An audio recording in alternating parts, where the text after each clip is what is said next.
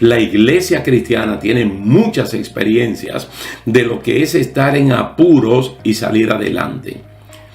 Los creyentes entienden que todas las cosas obran para bien y dan un empuje al esfuerzo misionero de alcanzar a toda criatura.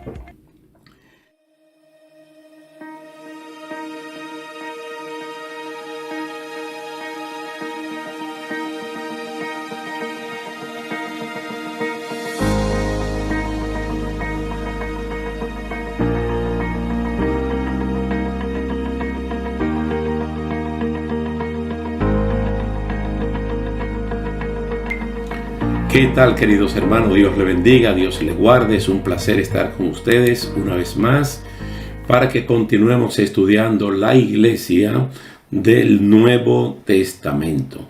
En la última ocasión vimos cómo la iglesia se vio amenazada con la mayor crisis hasta ese momento.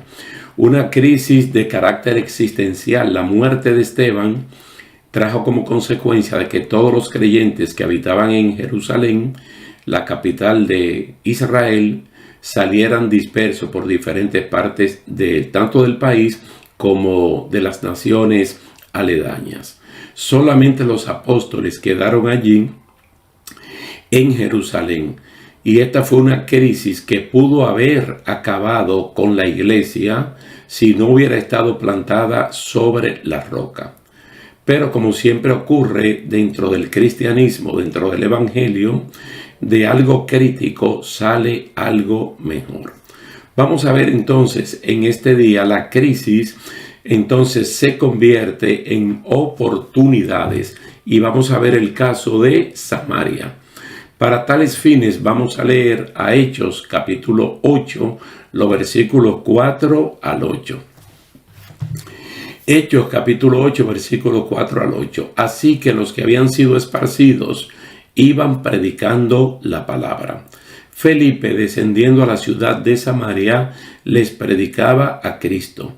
Y las multitudes unánimes prestaban atención a lo que Felipe decía al oír y ver las señales que hacía. Porque de muchos que tenían espíritus inmundos, estos salían de ellos gritando a gran voz, y muchos que habían sido paralíticos y cojos eran sanados, y había gran regocijo en aquella ciudad.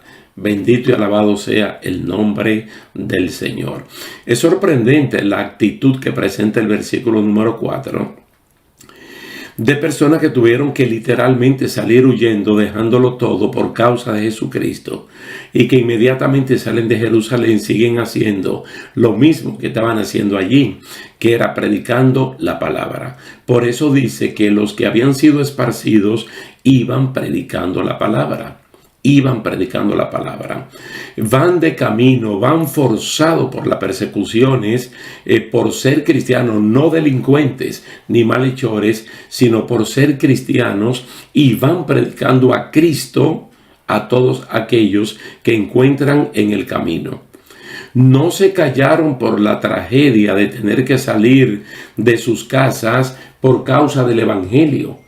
Ellos entendían claramente que esa reacción del enemigo de la justicia era natural y que Dios tenía control de la situación a pesar de la muerte de Esteban y de dispersar a más de 5,000 creyentes que ya había allí en Jerusalén. Entonces es notorio, ¿no?, todo lo de este versículo número 4, como las personas, en vez de hacer silencio, en vez de callarse, por el temor de que lo puedan matar incluso, no, ellos le están hablando la palabra a todas las personas que encuentran. Felipe el evangelista, que no es Felipe el apóstol, entonces llega a Samaria. ¿Y qué hace allí en Samaria? Predica a Cristo. Él no comienza a hablar de Esteban. Él no habla de Pedro, él no habla de Juan, él no habla de sí mismo. Él habla de Cristo. Porque es lo que estamos nosotros llamados a hacer, a predicar a Jesucristo. y todas las denominaciones e iglesias locales en el mundo entero deberíamos de concentrarnos en predicar las virtudes de aquel que nos llamó de las tinieblas a la luz admirable del Evangelio. Entonces Felipe, ¿qué comienza a hablar? De Jesucristo, y lo comienza a hablar allí en Samaria. Entonces Samaria, ¿qué es lo que pasa con Samaria? Samaria y los discípulos de Jesús ya tenían cierta historia de enemistad. Oiga lo que estoy diciendo, Samaria y los discípulos de Jesús. Porque históricamente sabemos que los samaritanos, que son una mezcla de israelitas y asirios, históricamente tenían problemas con los judíos, que no los reconocían como tales por la mezcla que tenían.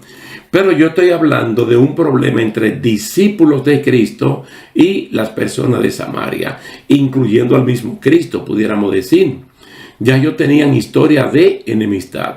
Por ejemplo, en Lucas capítulo 9, versículos 51 al 56, Lucas capítulo 9, 51 al 56, los samaritanos en esa ocasión le cerraron el paso a Juan y a Jacobo. Como vieron que su actitud era como para ir a Jerusalén, no dejaron que pasaran por en medio de Samaria, sino que lo estaban obligando a tomar toda la orilla del mar Mediterráneo o tomar ruta por la parte montañosa de Israel. Entonces, ¿cuál fue la actitud de Juan y de Jacobo? Y gracias a Dios que no tuvieron la iniciativa y la pusieron en práctica de una vez, sino que le preguntaron a Jesús, ¿quiere que hagamos descender fuego del cielo para quemar a estas personas? Hay que ver el nivel de enemistad histórico que tenían estas personas, pero ahora particularmente los discípulos de Jesús, porque están en un punto que no entienden. El mismo Cristo reprendió a Juan y a Jacobo diciéndole, ustedes no saben de qué espíritu son, porque ustedes están haciendo lo contrario a lo que yo quiero hacer. De hecho, le puso por nombre Boanerges, hijos del trueno. La misma mujer de Samaria que se negaba a dar agua a Jesús, según el Evangelio de Juan capítulo 4. Ella se negaba porque judíos y samaritanos no se llevaban entre sí. ¿Y qué uno habla del agua? ¿Qué uno ha escuchado acerca del agua? No solamente en el Sermón del Monte de parte de Jesucristo, sino en sermones que están en la boca de seres humanos que no son creyentes, que al peor de los enemigos no se le niega el agua, porque el agua es vital. Mas, sin embargo, esta mujer no solamente le estaba negando el agua, sino que le estaba negando prestarle el cántaro para que él mismo sacara el agua de allí.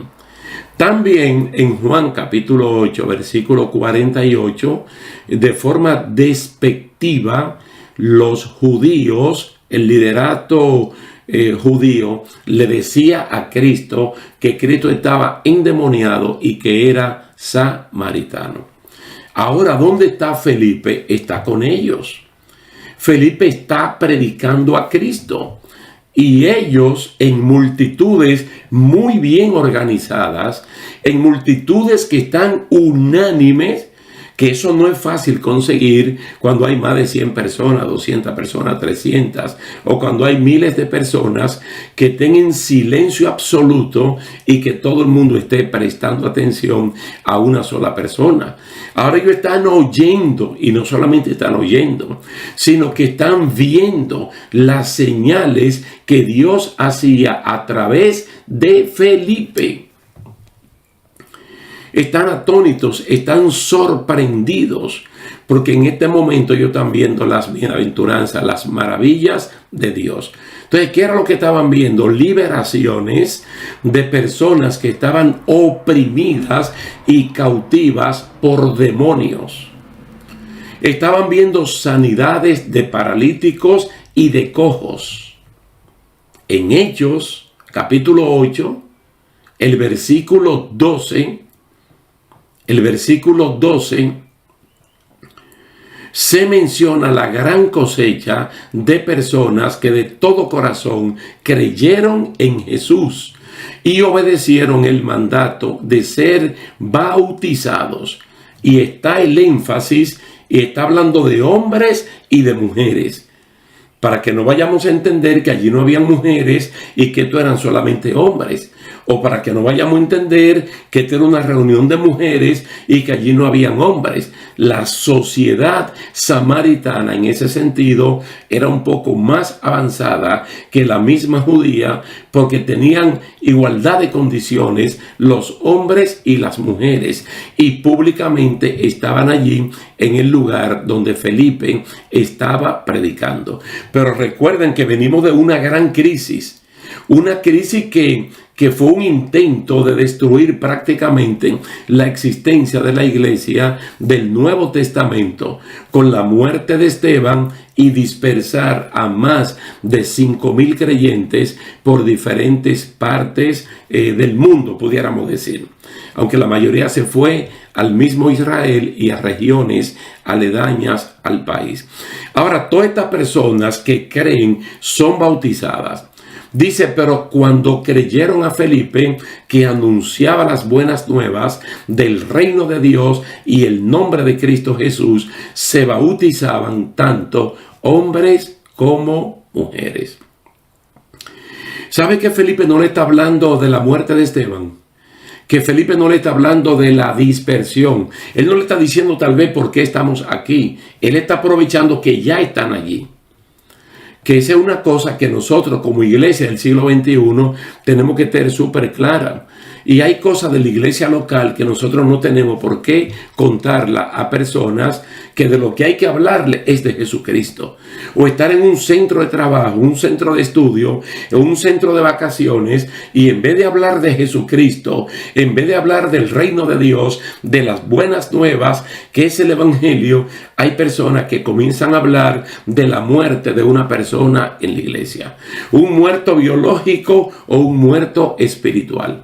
Ahora, ¿cuáles son los resultados de ver a este hombre predicando las buenas nuevas del reino de Dios, predicando el nombre de Jesucristo?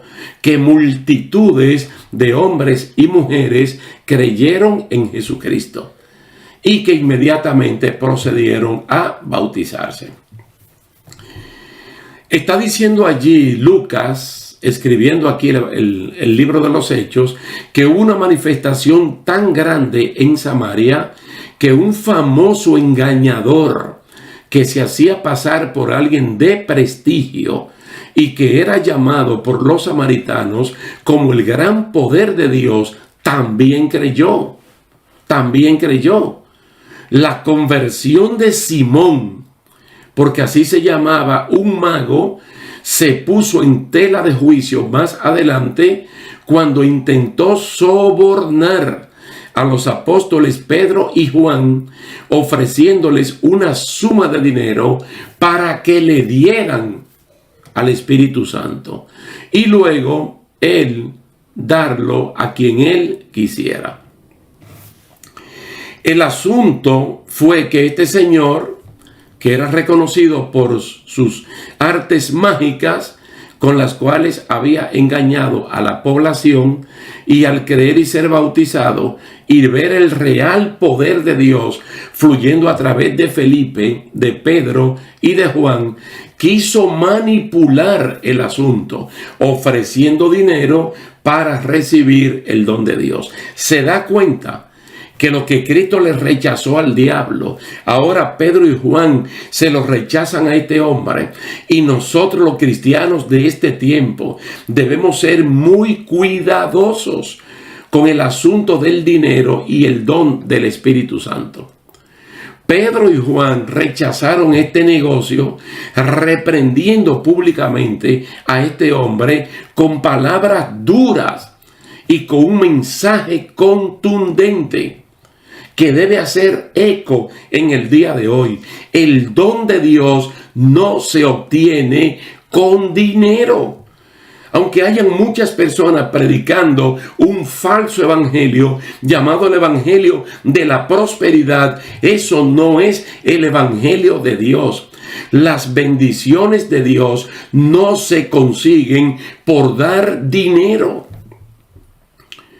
Notemos que aquí la iglesia del Nuevo Testamento se vio tentada a tomar dinero y ahí mismo dejó claramente establecido que ese falso evangelio de la prosperidad, tal y como lo entendía Simón y algunas personas en el día de hoy, eso no es de parte de Dios. Hasta hoy hemos visto que Dios, oye, yo estoy diciendo hasta hoy, pero nosotros podemos decir hasta el capítulo 8 del libro de los Hechos, vemos a Dios proveyendo los recursos necesarios para el reino, para el trabajo del reino, a través de ofrendas voluntarias que los creyentes daban. Incluso cuando hablamos de José, a quien los apóstoles le pusieron Bernabé, por el corazón que tenía, que siendo un levita que se podía sostener en el Antiguo Testamento para no vender sus propiedades, la vendió voluntariamente y trajo el 100% y lo donó para la obra de Dios. Luego Ananías y Zafira, en un engaño, quisieron hacer algo semejante y le costó las vidas. Le costó sus vidas porque murieron allí. Hay que tener mucho cuidado con esto. Entonces, ¿qué fue lo que vio Simón el mago? Que Pedro y Juan, que fueron enviados desde Jerusalén a Samaria para supervisar la obra, entonces vieron que el Espíritu Santo se estaba manifestando de una manera poderosa, confirmando a los creyentes. Él le ofreció dinero. Denme a mí ese poder para yo dárselo a quien yo quiera. Imagínense ustedes, Pedro y Juan, precisamente los mismos del capítulo 3 del libro de los Hechos, que precisamente a las 3 de la tarde fueron a orar al templo, y cuando van entrando por una de las puertas del templo llamada La Hermosa, hay un cojo de nacimiento pidiendo. Y en ese momento Pedro le dice, no tenemos ni oro ni plata. Es decir, nosotros no tenemos dinero. Nosotros no tenemos dinero porque ellos eran pescadores profesionales que habían abandonado esa profesión para seguir la vocación de la predicación del evangelio y no tienen dinero. Ahora le están ofreciendo dinero. Ahora le están ofreciendo dinero. Pero el Espíritu Santo nadie lo puede manipular. Aunque hayan personas vendiéndolo y vendiendo promesa y vendiendo fe, no por eso la fe, la promesa y el Espíritu Santo están a la venta, porque son engañadores. ¿Qué le dice Pedro? Perezca tú y tu dinero, porque has creído que el don de Dios se obtiene de esta manera. El don de Dios se obtiene de esta manera. Y el tipo, mira, le suplicó a Pedro y a Juan que oraran por él, que oraran por él. Pero Dios provee, Dios provee. Ahora bien, el versículo 8 del capítulo 8, como leímos al principio, dice que había gran regocijo en aquella ciudad. Había gran regocijo en aquella ciudad. Y uno se pregunta, ¿por qué hubo regocijo en la ciudad de Samaria? ¿A qué se debió ese regocijo? ¿Sabe a qué se debió ese regocijo? A los beneficios de ser creyentes bíblicos. Aquí estamos hablando de beneficios que obtiene la ciudad cuando hay verdaderos, genuinos creyentes bíblicos. Hay una gran bendición para la ciudad y para la familia. ¿Por qué? Porque el evangelio, porque el evangelio cambia, transforma y convierte a las personas en mejores ciudadanos. Se lo voy a repetir. El evangelio cambia, transforma y convierte a las personas en mejores ciudadanos. Por eso esto trae regocijo a la ciudad y a la familia. Yo solo voy a presentar en dos pasajes del apóstol Pablo. Uno en la carta a los Efesios, capítulo 4, verso 25 al 32. Cuando Pablo presenta la nueva vida en Cristo. Y estamos hablando de que en Samaria fueron multitudes de hombres y mujeres. Que lo más probable es, en esas grandes cantidades, habían hombres casados, mujeres casadas, hombres y mujeres casados convertidos en padres. Hombres y mujeres casados convertidos en padres y en abuelos. Tal vez habían empresarios, trabajadores, estudiantes. Y todo esto trae un regocijo a la ciudad. Ahora, noten cómo Pablo lo presenta en Efesios 4, 25 al 32. Por lo cual, desechando la mentira, hablad verdad, cada uno con su prójimo. Esas son cosechas por las cuales viene el regocijo a la ciudad. Hablad verdad cada uno con su prójimo, porque somos miembros los unos de los otros. Airaos, pero no pequéis. No se ponga el sol sobre vuestro enojo. No deis lugar al diablo. El que hurtaba, no hurte más. Ya un cristiano no es un potencial ladrón, sino trabaje haciendo con sus manos lo que es bueno. Ahora se convierte en un buen trabajador.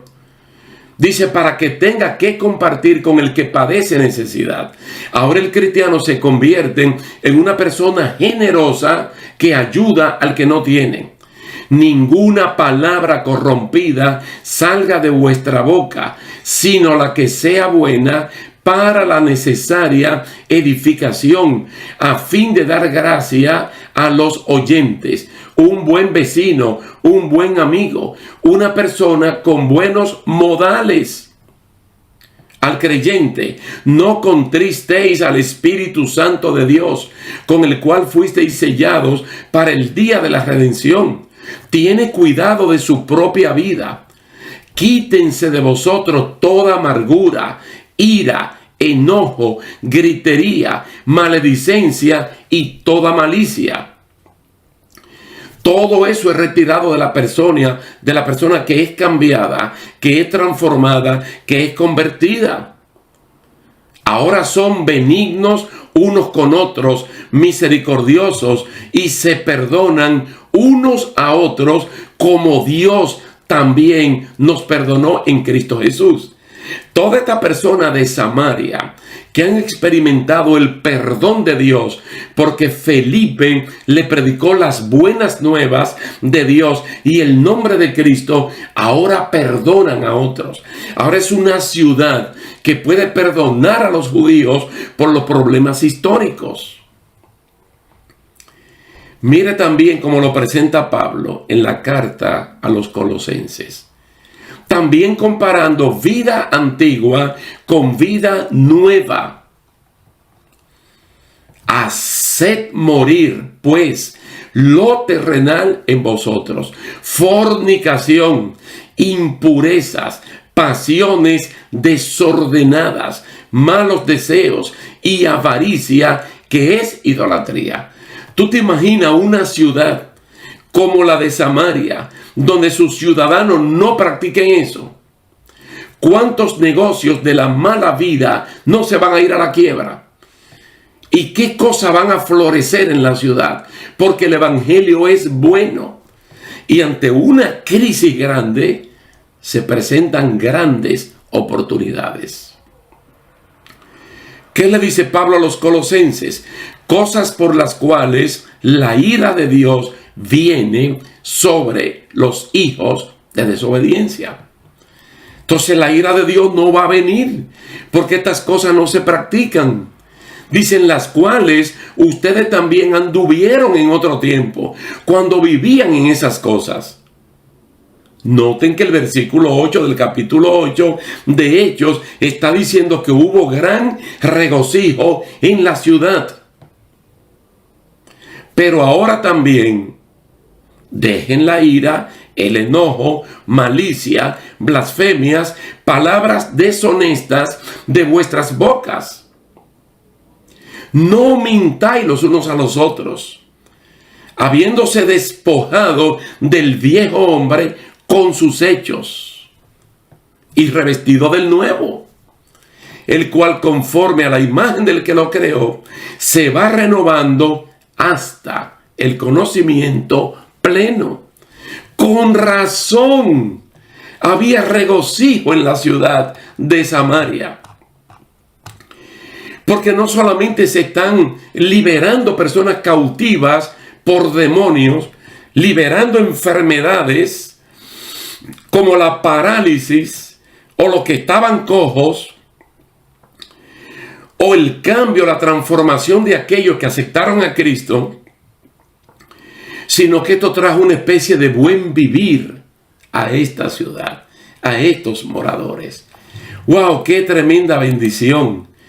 El hecho de ver a este hombre predicando un evangelio sin amarguras, sin resentimiento, trayendo buenas nuevas a estas personas que históricamente eran enemigos.